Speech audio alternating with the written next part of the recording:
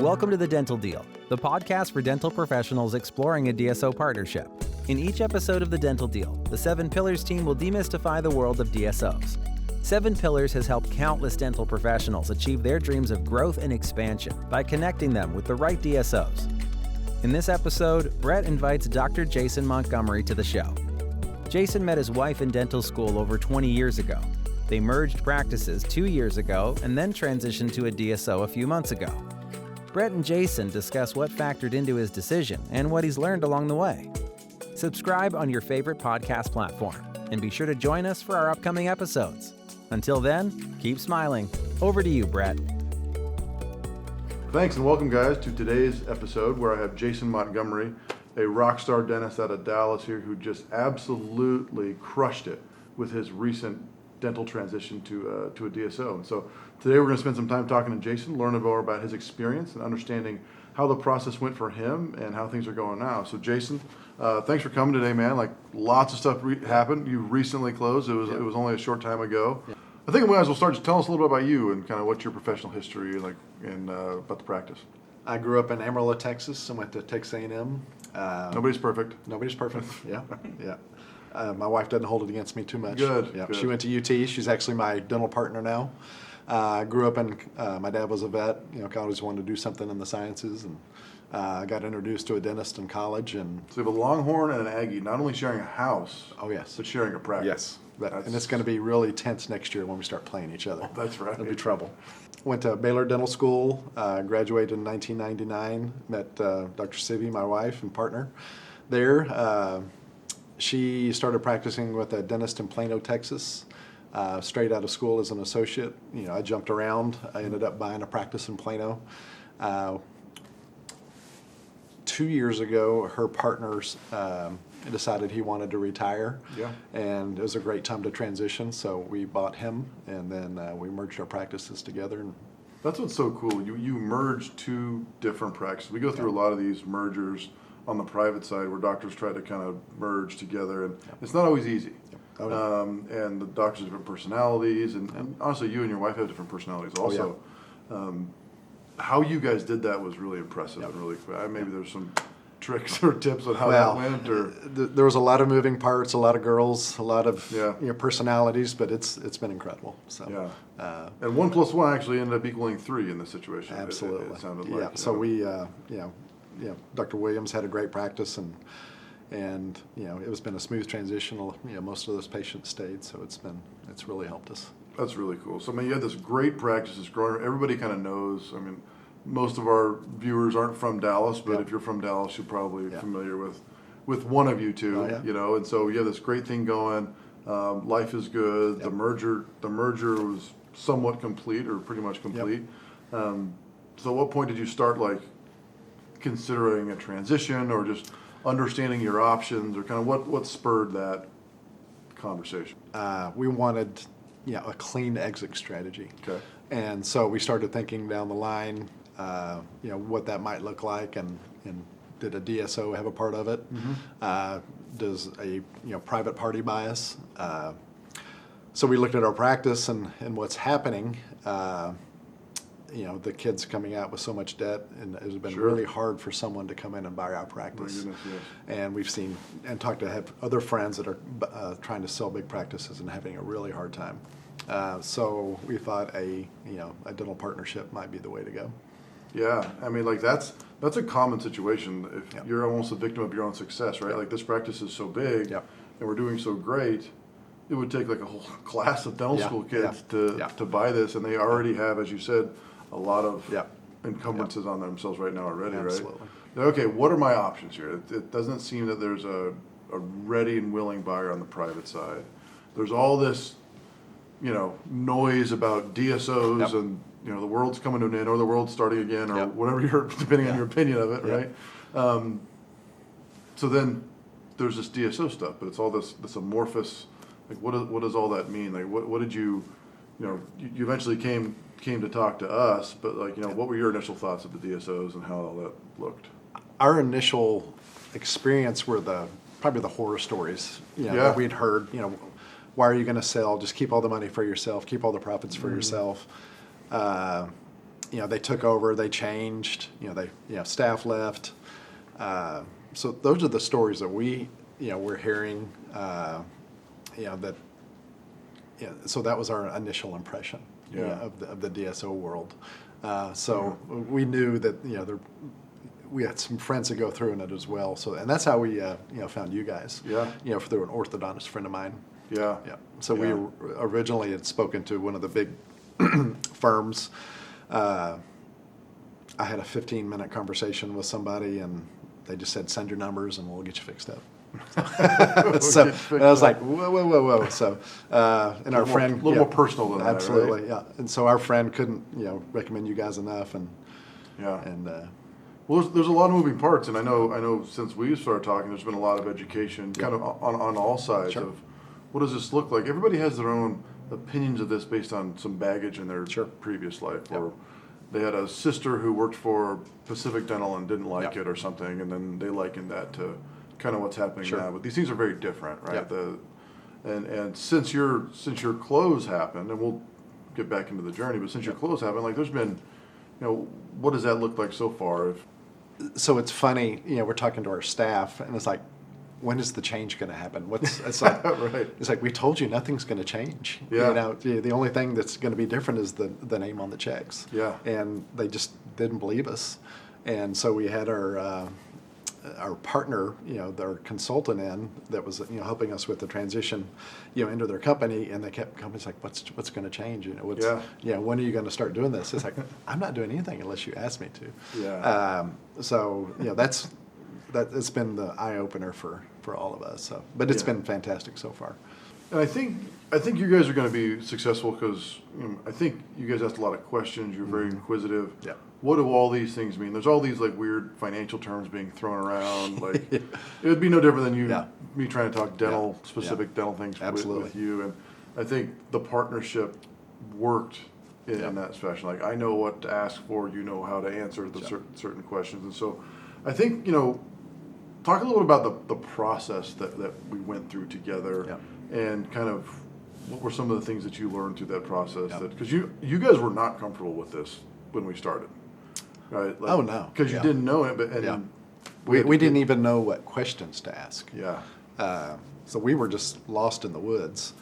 And we're fortunate enough being in Dallas that we were able to have dinner with you and Michael. Yeah. So we had a great time, and I think the first thing you told us is that if they're in this for the money, that's not the right reason. Yeah.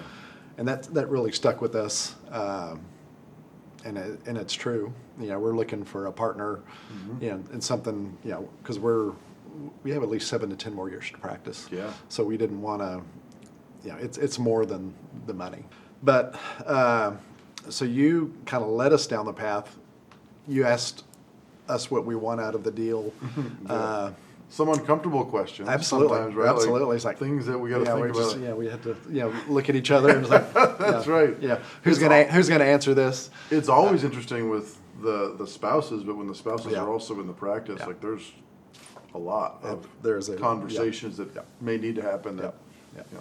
So you and Michael, you asked us some leading questions to try to get us to open up and see if it would have been a good fit for the partnership and what we wanted out of the experience.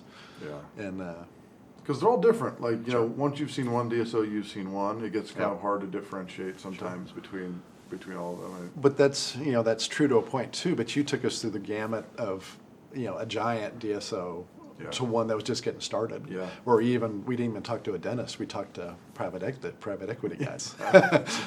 So I think they had 4 practices and the another one had 500. So so we got to see a lot of personalities. We went dinner with different groups. So there's all these characters in these plays. It's the financial sponsor. It's the business development guys. It's the clinical guys. And they're all good at what they do, and some are meant to be likable, some are meant to be financial guys. And it was a particularly good experience with you guys kind of going through all of that and seeing how you guys reacted, and because you like some people that Nicole didn't, and the inverse is true, and it was fun to see how that ended up playing out, and you really found the perfect partner, I think, and I feel like you understand what you're getting yourself into, the risks, the rewards, the things like that. Because there's nothing's going to be perfect. Yep. But yeah, when you want to, you needed an accelerator in your practice. Yep. This is what's different. Everybody has these different reasons why they're doing this, and there has to be a non-financial reason to do Yep. this, right? And Yep. one of yours was you told me was like, I think I've grown my practice as much as I can Yep. without some extra support. Correct. Because you guys are still the business leaders. You're both producing like crazy still, so there's not a ton of time to Yep. just be the boss, Correct. or whatever it is. Correct. And so Nicole and I, we felt like we were on an island, even though Yeah. we're a big practice. Sure. And we hear all these other things happening, you're a big practice, but we still didn't have economies of scale. And, we're very, busy metropolitan area with a lot of dentists. There's 27 dentists on our intersection. It's 27 general dentists. And, growing, still wanting to grow our practice. We don't want to ride off into the sunset. We want to grow and pass it off to the next dentist and be proud of what we've done, and just keep the legacy going. So that was, played into a lot of it as well. That's one thing that stuck with me, and I don't remember if it was you or Nicole or both of you, but it was, what is this thing going to look like when we're gone? Yep. These people inside, the employees, they helped us, like you guys more than almost anybody, like you're like, we love these people. Yep. These people have got us to where we are. How can I ensure that they're taken care of moving forward? And the same sentiment what you said about the patients, because Yep. this is a big deal. It's like Yep. you can't just like take a bag of money and leave, Nope. and leave the staff and the patients. That's not how this Yep. is going to work. Yeah. And so, I don't know if it was you that told me this, Nicole, was like 10 years from now, I may not be working, but I don't want to be like embarrassed to drive by my Sure. office because Yeah. it's turned into a Chuck E. Cheese or something. Absolutely. And so, while we don't know what that looks like in Yep. 10 years from now, I love that sentiment, and that was one of your guys' whys. Absolutely, Actually, yep. it was like this whole thing is dependent on us, Yep. and if we go away, these people don't have jobs, Yeah. and Absolutely. these patients don't get the care. Yeah. Sounds like there's 27 other people who would take them. Oh, yeah, gladly. Probably.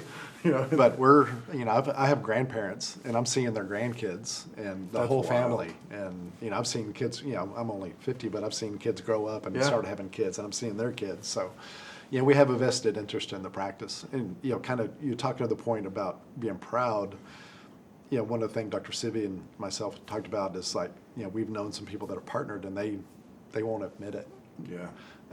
They won't say who they partnered with or that they even did it. So we wanted something that we're proud that we're love part that. of this, And I love that. And we've, we're proud to tell people, and we're not ashamed of what we've done. I love that. I mean, one of the things that for the listeners here is, if you're thinking about a partnership and you're going to want to hide it, and you're going to be embarrassed about it, Yep. don't do it because it ain't worth it. No, absolutely not. Right? Like, Yep. imagine if you were embarrassed about this. I mean, you wouldn't be here, Oh, like, no. right? You wouldn't No, probably ever yeah. talk to me again. No, right? it's You know, Yeah. so Yeah. I think that's a pretty good litmus test. Like, Yep. if an announcement were to come out tomorrow that you partnered with X group, Yep. would you be proud of it, or would you be like, man, I wish Sure. they didn't say Yeah. anything? And that was probably our thought initially. I we love don't that. want we don't want anybody to know we're doing this. And, Yeah, sure. But now we're proud of it. We're happy to be a part of that team, and they don't take everybody. No, they certainly don't. They take a select few, and we're proud to be part of what they're doing. And to be fair, I mean, you got this amazing deal, but to be completely fair, you guys made it easy. Like, I wasn't having to polish I wasn't having to polish a turd Yep. for you guys, right? Like, Put lipstick on a pig? Yeah, there you go. That's a Yeah. little more appropriate, probably. Okay. I didn't go to dental school, so Yeah. maybe that's Well, we learned all those things in dental school. Okay.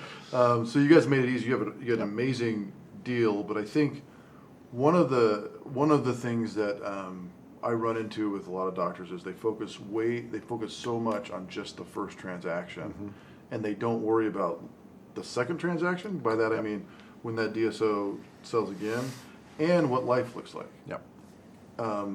So like you guys, actually, I didn't have to really push you guys to think in those terms that much. Just talk a little bit about like how the first transaction is important, but like Yep. we're looking at this long term. So we looked at, I remember that we had a meeting, we'd met with, 10 different DSOs, like we talked about, from the big to the small. Together we had narrowed it down to 3, and then we got the deals from the 3. And, we look at them, and, initially it's more money than we thought we would have ever gotten at the end. The initial money was more money than we thought we would have sold our practice for. In total. Yeah. And then we look at the future, and it's life-changing money.